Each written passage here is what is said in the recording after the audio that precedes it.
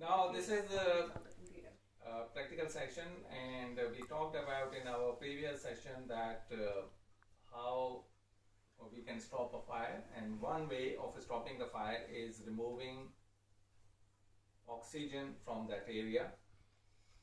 And how you remove the oxygen from the area? You spray it with some gas which doesn't react with the fire, so there's less oxygen around, and the fire, hopefully the fire will finish. Another way is you put a blanket on. But if the thing is you can't able to put the blanket on, the fire extinguisher is the best. So this fire extinguisher is usually you have it at home. So I will just explain different components of this before explaining how to use it. Basically it's a cylinder filled with a material which when you release it, it will come into a gas form, and then you can spray it easily on the fire. You have a nozzle. The cylinder itself has got a tube going in, and there's a safety mechanism. You have to pull out this pin that will release the lever for opening the nozzle. When you press it down, the material will, the fire extinguishing material will come out of it. Important thing is, even when you are not using it, once 6 months or so, there's a dial, and there's a dial on it. You have to check every 6 months. The needle should be not on the red, it should be on the green. This dial is actually telling us the pressure inside the cylinder. So usually we don't use fire extinguishers, so they are lying around in the house or in the industrial environment, and you will forget about them after some years. And if they are leaking over the time, the material inside will leak, and when the fire will happen, you will know, well, I have a fire extinguisher. When you try to operate it, you will discover that it is empty. So it's very important that, in fact, you are supposed to write it down over here. When last time you checked it, so you will know whether after 6 months it's due to recheck or not. And simple recheck is that you check whether the dial is on green or not. If it is on the green, that means there is enough pressure in it. Material is already in there. How to operate it? If a fire happens, don't operate, obviously you will put safety pin, you will pull out the safety pin. Now it is in operational form, and you press the lever down, so fire extinguisher will operate. But don't operate it like you are using a hose, water hose. Okay. As you can see over here, put the direction of this nozzle towards the base of the fire, where actual fire is starting. Okay, that base, put your nozzle in that direction. Don't worry about the whole fire, just on the source, because once the source is finished, the other part of the fire will automatically be finished. So this is one way of extinguishing the fire. Usually these are fires are of different types.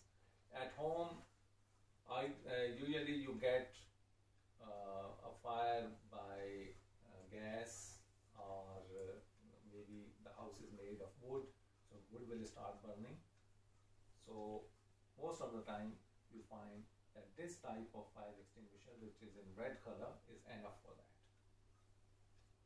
But in industrial environment, you may have different types of equipment, different types of fires. Right? Like, let's say if fire is started due to some electric short circuit,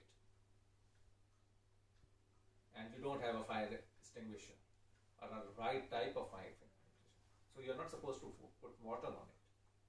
One way of putting out the fire is to put water on it. You're not supposed to do that, because water is a good conductor of electricity. You will get rid of the fire, But then you will have another bigger hazard that everything will be electrocuted. So you have to use a fire extinguisher which is a dry fire extinguisher, which has got carbon dioxide in it. It's a different color. So when you go in industry, in home this is enough, but when you go in industry, you have to not only know how to use fire extinguisher, but how to use the correct fire extinguisher. Alright? So another, I already gave you one task, that you go home and check the electrical wiring. Another task is, if you don't have the fire extinguisher, get one. All of you have fire extinguishers? You don't have fire extinguisher. So you must have a fire extinguisher. It doesn't look like, we have this for years and years and we haven't used it. So it looks like it's not a very important thing. Because when you don't use it, you feel that it's a useless thing you got. But when there will be a fire, this will become the most helpful thing. So you should have it around your house. So please get one. Secondly, check. If you already have, the chances are you are having it for a number of years. So check whether the pressure is proper and it's in working order. You don't need to operate it, because once you open it, maybe you can't able to seal it again. So just check the dial. The dial should be on green. If it is not on the green, that means that fire extinguisher is not good enough. Get a new one. Okay. So this is your, again, another task you have to do. Go home and do that.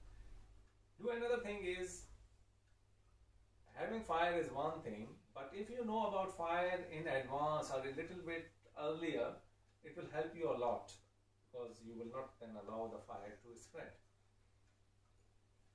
Check your home whether it has got a fire alarm. All of you have got fire alarms at home? That's good. But having them is not enough. Just like fire extinguisher, you have to check your fire alarms also. So take a stick, maybe somewhere on the roof, so you can't able to reach it maybe. Take a stick, there's a small button on it, just press it and it should make some noise.